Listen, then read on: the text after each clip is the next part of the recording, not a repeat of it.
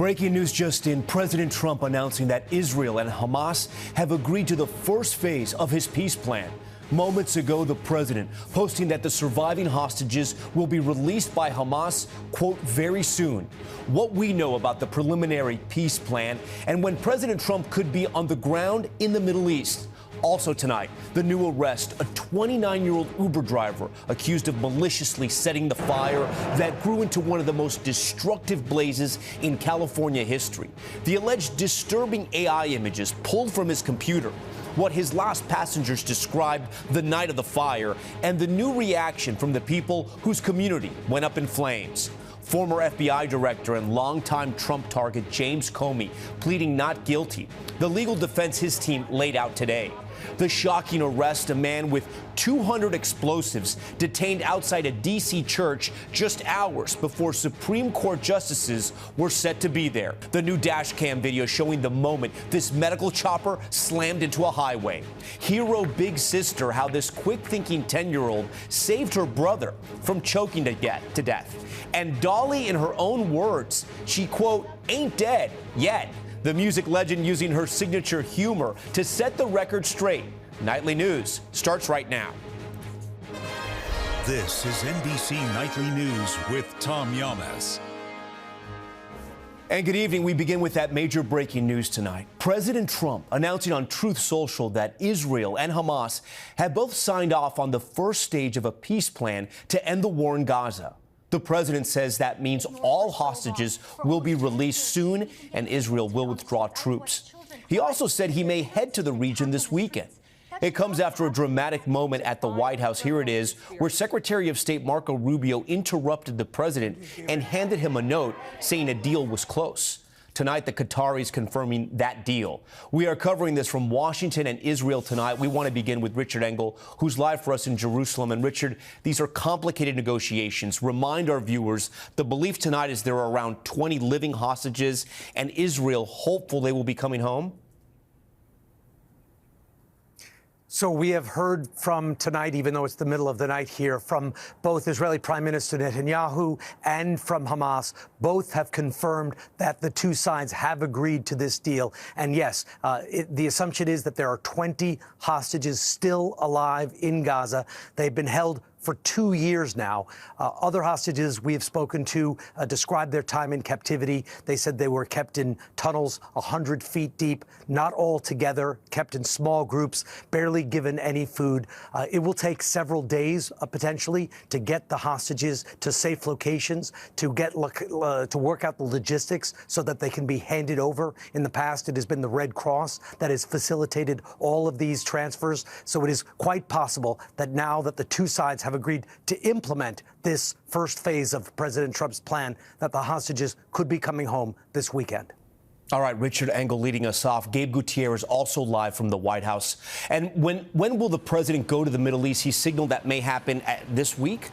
Yeah, that's right, Tom. It was a very dramatic day at the White House. As you mentioned, Secretary of State Marco Rubio interrupting the president at an event just a few short hours ago that had been going on for more than an hour. The secretary walked into the room, handing the president the note you see there and whispering in his ear, telling him that he needed to approve a Truth Social post soon so that he can announce the deal first. Now, of course, the president posting on Truth Social saying, quote, blessed are the peacemakers, quoting scripture. It was very important for the president to make this announcement because his administration has been working so hard for this. And it was just last week, Tom, that the president hosted Israeli Prime Minister Benjamin Netanyahu here at the White House, announcing that 20-point peace plan. Now, there are lots of questions about where we go from here. This is just the first phase, according to the president.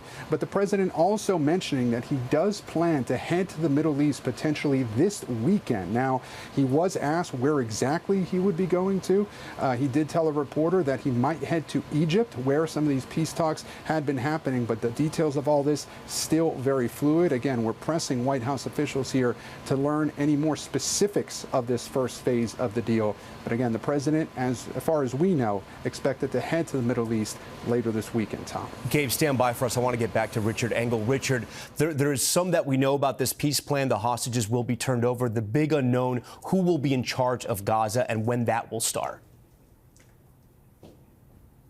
So that would be phase 2 and phase 3 of this agreement. But the most important part would be to build momentum. So once the hostages are out and once Israeli troops pull back to predetermined lines, then aid can start flowing into Gaza, construction materials can start flowing into Gaza, and potentially a new government can take over. Hamas has said that it will no longer run the Gaza Strip, but we don't know exactly at this stage who is going to take over. There's been talk of a technocratic government, a committee of experts, and Hamas tonight is not changing its mind about those terms. A major development in this 2-year-long war. All right, Richard Engel and Gabe Gutierrez for us tonight. Back here in the U.S., it was one of the most destructive fires in California history. Now, authorities have arrested a 29-year-old Florida man, charging him with arson and accusing him of maliciously starting the Palisades Fire earlier this year. Nearly 7,000 homes and businesses had burned to the ground, and 12 people were dead. Our Liz Kreutz is on the trail where the first fire began. Tonight, 9 months and 1 day since the start of the Palisades Fire, federal authorities arresting 29-year-old Jonathan Rendernecht, charging him with arson for allegedly setting the deadly blaze. We will prove beyond a reasonable doubt that he intentionally started this fire and maliciously.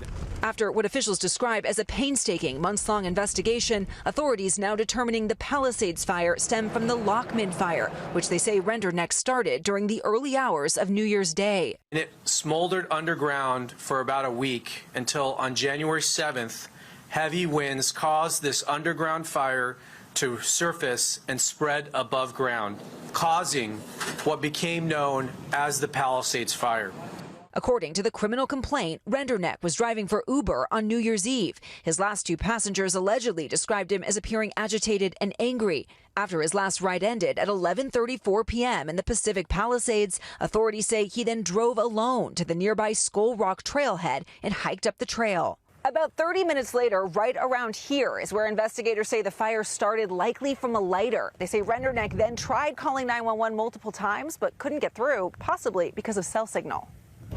Investigators not yet revealing an alleged motive, but pointing to these chilling AI images he asked ChatGPT to create. The defendant's ChatGPT prompt of a dystopian painting showing in part a burning forest and a crowd fleeing from it. Tonight, fire victims reacting outraged. It is mind-boggling to think that somebody would actually think about burning down a city. I want him to know that, how much people are suffering, how much suffering he caused.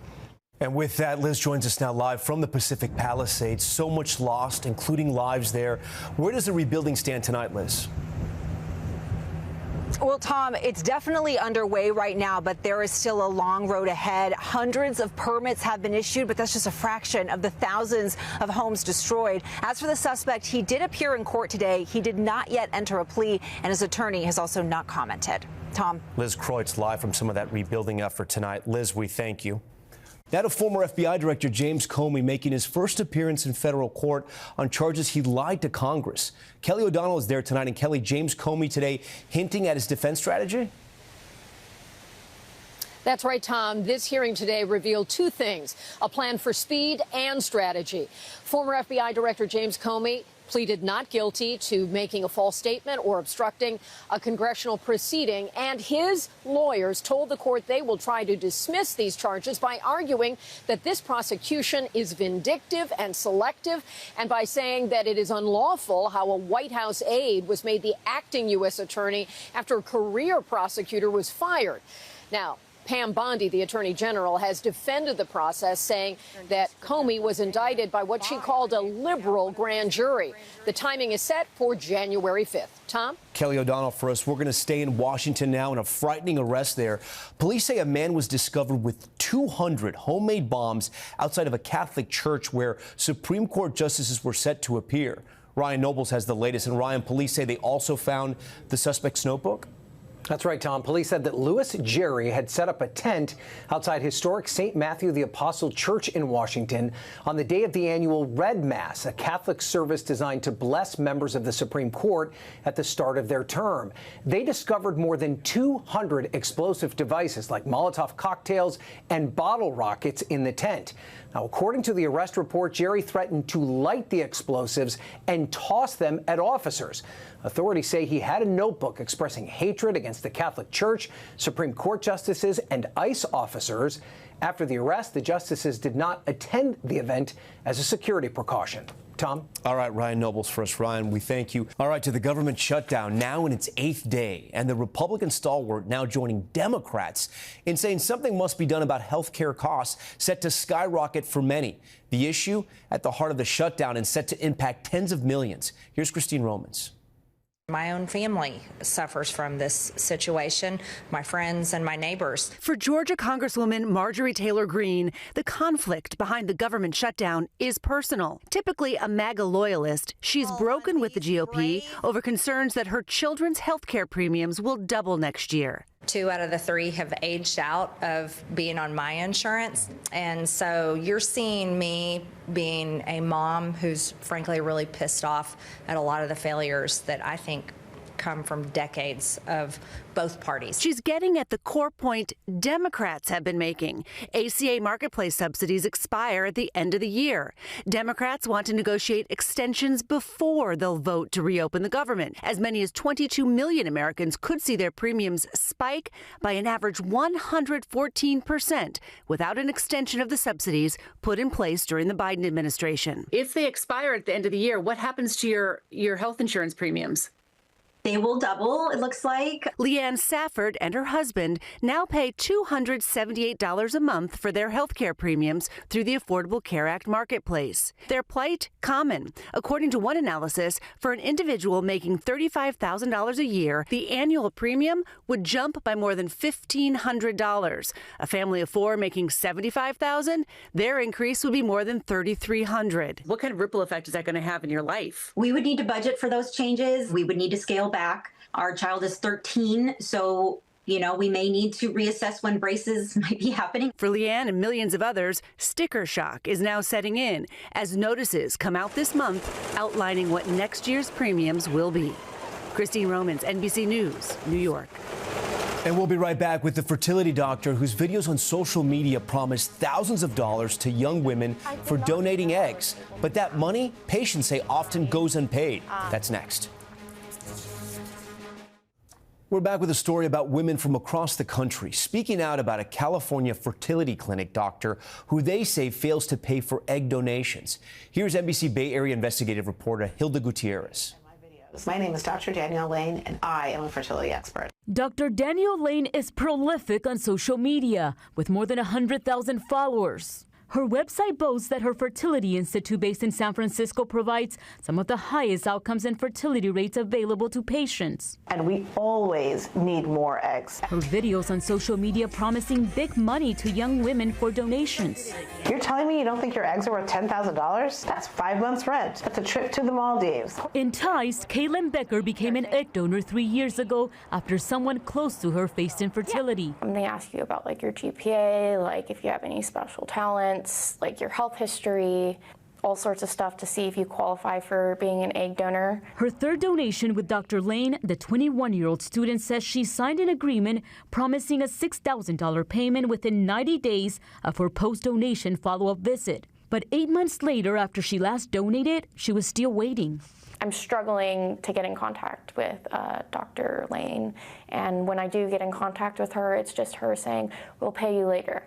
We spoke to a dozen women on and off camera who found themselves in similar situations, several saying they were paid only after threatening legal action. There is always an excuse. Eggvice, an agency that referred donors to Dr. Lane, says they has cut ties with her because of her track record. She always has something to say, somebody else to blame about compensation or payments. Our investigation found that in recent years, Dr. Lane has been sued at least 10 times for non-payment or breach of contract, and not just by her patients, but also a former employee, vendors, and even her landlord, who, according to a complaint, is actively trying to evict her for months of unpaid rent. In court filings, Lane denied most of the accusations against her. Dr. Lane did not respond to our multiple attempts to reach her, but we found at least 6 judgments against Dr. Lane and 3 settlements with no admission of guilt. Yes, I get to take care of patients. Dr. Lane, still on social media, is now also listed as a medical consultant with a clinic called Conception Fertility. Egg donation is supposed to be something that's super fulfilling. Kaylin says after months of waiting and multiple demand letters, only after NBC News contacted Dr. Lane's office did she receive the payment she was owed. You're helping families achieve their dream of having a child. It's a special process, and I want to protect women and have them be informed because I wasn't. Hilda Gutierrez, NBC News, San Francisco. All right, we're back in a moment with the last escaped inmate finally captured months after that massive jailbreak in New Orleans, right after this. We are back now with an update on the manhunt for 10 inmates that escaped from a New Orleans jail. You may remember these images. Derek Groves was the last prisoner on the loose. Today, he was captured in Atlanta after a standoff. You can see him blowing a kiss as he was taken away. It comes 5 months after the inmates escaped. And we're getting a closer look at that medical chopper crash in Sacramento we told you about yesterday. New dash cam video shows the helicopter plunging onto a major highway. The 3 crew members remain in critical condition tonight. And in Texas, a brave girl named Leanne James sprang into action when she noticed her brother choking on candy while they were playing on the trampoline. Here's Leah using the first aid skills she learned from her mom and saving his life. Like any 7-year-old boy, he tells us his sister is, quote, so nice sometimes. When we come back, with rumors swirling about her health, country music star Dolly Parton saying, quote, she ain't dead yet. Her video putting us all at ease. That's next.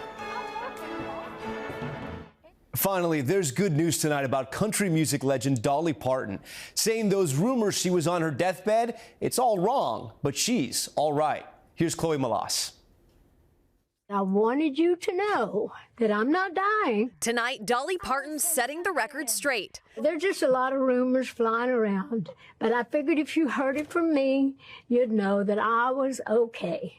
So anyhow, that's what I wanted to say, and I'm not ready to die yet. 79-year-old Parton posting this video addressing rumors about her health. The caption, I ain't dead yet. Do I look sick to you? I'm working hard here. The furor following a Tuesday post from her sister Frida, asking fans to pray for Dolly. Hours later, Frida clarifying her comments, saying she didn't mean to scare anyone and that Dolly had been a little under the weather. Parton's health recently came into question after she postponed a series of Vegas concerts set for December, citing unspecified health challenges and a need to slow down. Everybody thinks that I am sicker than I am. In her video, Parton explained how she didn't care for herself following the death of her husband in March. The doctor said, we need to take care of this, we need to take care of that. Nothing major, but I did have to cancel some things so I could be closer to home, closer to Vanderbilt, you know, where I'm kind of having a few treatments here and there. And just like in her 1980 hit single 9 to 5, Parton says she's still got a lot of living left to do. I don't think God is through with me, and I ain't done working. So I love you for caring, and keep praying for me. Chloe Malas, NBC News. And we prayed for a quick recovery. All right, that's Nightly News for this Wednesday. I'm Tom Llamas. Thanks so much for watching. Tonight and always, we're here for you. Good night.